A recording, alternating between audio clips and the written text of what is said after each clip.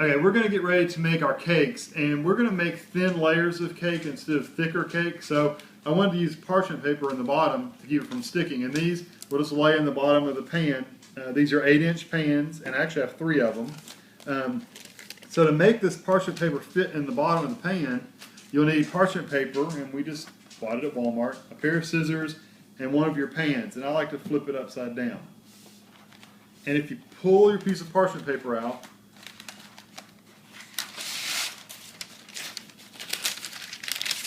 and just go a little bit past the pan itself, the lip of the pan.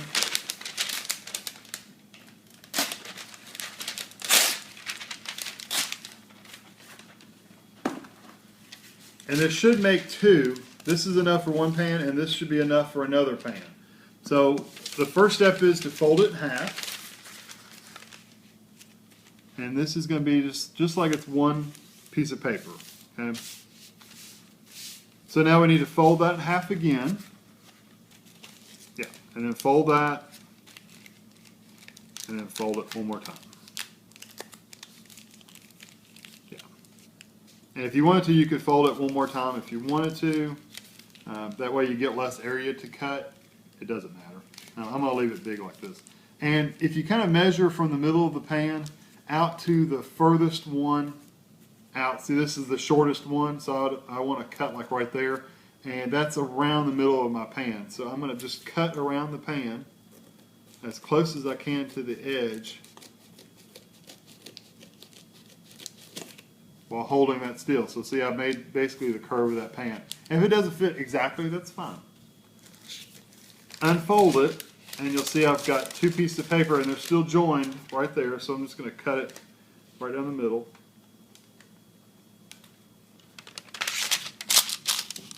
And then test it, and if you've got a few little edges, it's okay. It's fine. It'll lay in there. If you're really bad off, you could go in there with scissors and just trim up those little edges in there. Like I've got one sticking up on the edge here. I may go and just trim a little bit of that off. It's fine. But that's I'm going to go ahead and do. I'm probably going to make 10 layers or so. So I'm going to go ahead and do a bunch of these and just have them ready. And if anything, if I cut too many of them, I can always save them for the next cake I make. So it's not like I won't use them. Okay, for the layers for this cake, we just got a white cake because we wanted the vanilla flavor, not like a yellow cake flavor. So I'm just going to mix the white cake mix just like the directions say, just a standard box cake mix.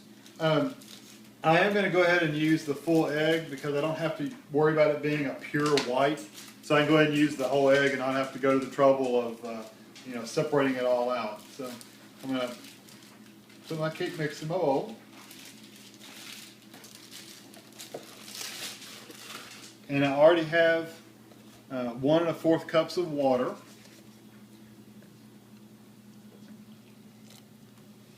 And it takes 1/3 cup of oil. And again, I need 3 eggs. And I'm just going to use the whole eggs instead of just the egg whites. I'm going to use the whole thing. So. All right, then I'm going to mix it up. And I'm going to go fairly slow at first until it gets a little mixed. And then I'll go on a medium for about 2 minutes to get it good and mixed. And yes, this is as slow as this hand mixer goes. I wish it went a little slower, but it's okay. Okay, my batter's mixed, and what I'm going to do, since I'm going to do 2 colors, orange, and then I'm going to do a chocolate, and I may need a little bit more food color. We'll see how dark it is, but I'm going to make layers of black and orange. I'm going to have to divide this evenly, and I'm just going to guesstimate it. I'm going to, just get it the best I can. I think I still need to do a little bit more. That one went up to there, and that one only goes to there. So you can see, I'm just using my spoon to measure, so you can see I've got a little bit more to go. Yeah, it's about as close as I can get. Alright, since I'm using half a batch or half a box of cake mix, I've got this Hershey's cocoa, and it's just it's unsweetened natural cocoa. And I'm going to add a 1/2 cup of this into my mix.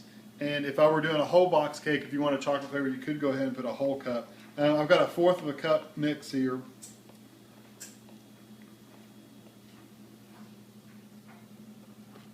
since that one was so full, I'll go, well, that's my oven. It's preheated to 350. And that should, let me mix it. I want to mix it with a spoon because I don't want that cocoa powder to make a big puff of chocolate powder like a cloud. Once I get it kind of mixed up a little bit, I'll mix it up with a hand mixer, but let me get it started. Because I know how that hand mixer, since it really doesn't have a low speed, it would just make a big ball of chocolate cloud above this if I were to mix it. Now this is more brown than I want. I really want more black, so I will probably end up using a little bit of black food coloring, which is okay. As long as you don't use a whole lot, it won't have a bitter flavor to it. Okay, I'm ready for my my hand mixer. We have black food coloring, and like I said, I wouldn't use a ton of it because it will kind of make it bitter if you use a lot of it. But I've just got it in my hand here, and I'm gonna mix this together real quick just to make sure it's thoroughly mixed.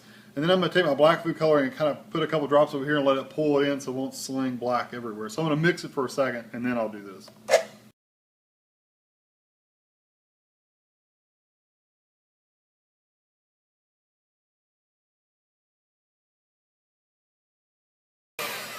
I'm pretty happy with that. It's almost a really dark brown. You can see I've got food coloring on me, so I need to go rinse my hand off. But I think it'll probably be good in a cake. It'll go good against the orange. I may add a little bit more. Just whatever you want to do. Add food coloring until you feel it's the color you want to make it. Okay, now I'm going to do my orange. The black I just want to show you, I ended up not adding more black food coloring because I tasted it. And it's just kind of starting to get a little bit of a different flavor to it than a sweet flavor. So I don't want to add any more. I don't want it to be bad. So it'll be fine. It's got tons of frosting on it. It's not bitter. It's just starting to kind of slip over that direction. So I don't want to add any more. For the orange, I looked up a color chart online. I can't remember the website, but it was a color chart online. And what they said to make the color orange I'd like to get, you should do 4 red and 24 yellow. So I'm going to do 4 red, which doesn't seem like it would be nearly enough, but we'll see, and 24 yellow.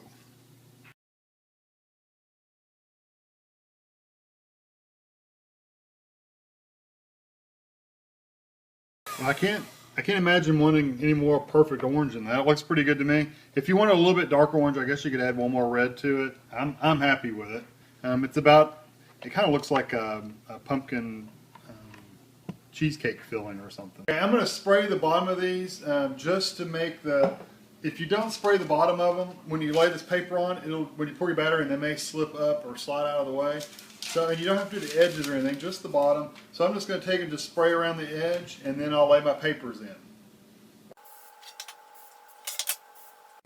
Alright, now I'm going to lay my papers in here, and like I said, that just kind of helps. See how it sticks on the bottom? It's moist on the bottom.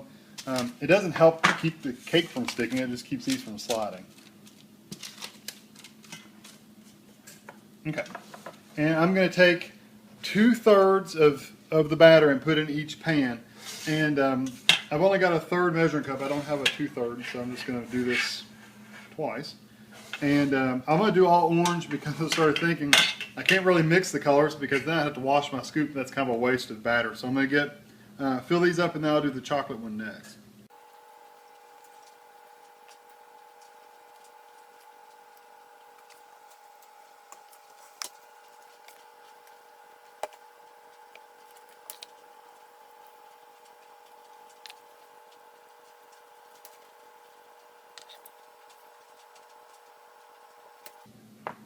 Okay, I'm going to stick these in the oven at 350 for 10 minutes. Ooh, hot. They look perfect.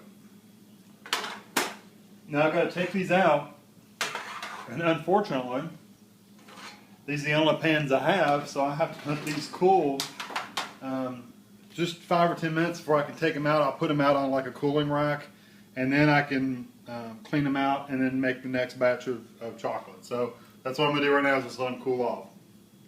I'm going to have 5 minutes. This one had, you notice it's pulled away on this side, but over here it's kind of stuck. So you just take a knife and run along the edge, it'll come right loose. And with the parchment paper, You just flip it into your hand and it comes right off. And then just lay it on your cooling rack, and you can see they're very thin layers. So that'll be awesome. I'm really looking forward to putting this together and constructing it into a multi-layer cake. So I'm going to clean my pans, and then I'll come back and show you what the chocolate looks like. I finished the last of the orange. I just basically had enough to pour in. I didn't have to measure it, so I just poured the rest of it in there. It basically made 4 orange layers, and I'm hoping I can at least get 4, maybe 5 chocolate layers out of it. So again, I'm just putting 2/3 of a cup in each one, and this batter is very, very thick.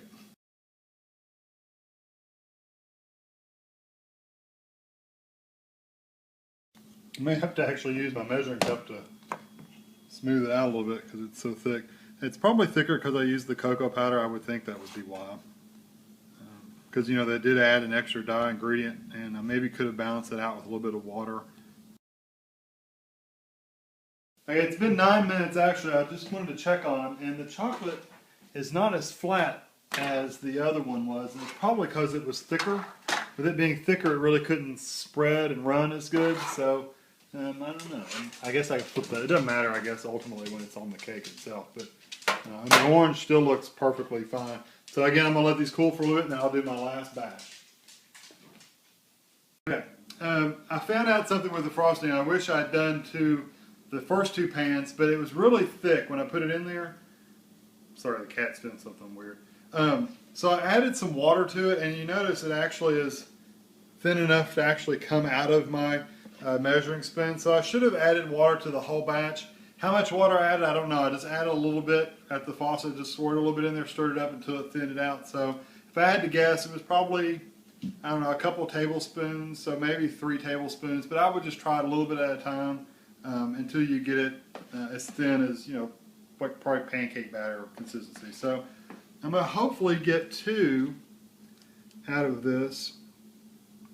And I'll tell you what I'm going to do. I'll probably do a scoop in each one because I know I can get at least 2 full scoops and some more. So. And I'll probably get another half a scoop out of each one into each one of these, and that'll be fine. So I'll just repeat the process. I'll get the rest of this out of here, smooth it out, and put it in the oven for about 8-9 minutes.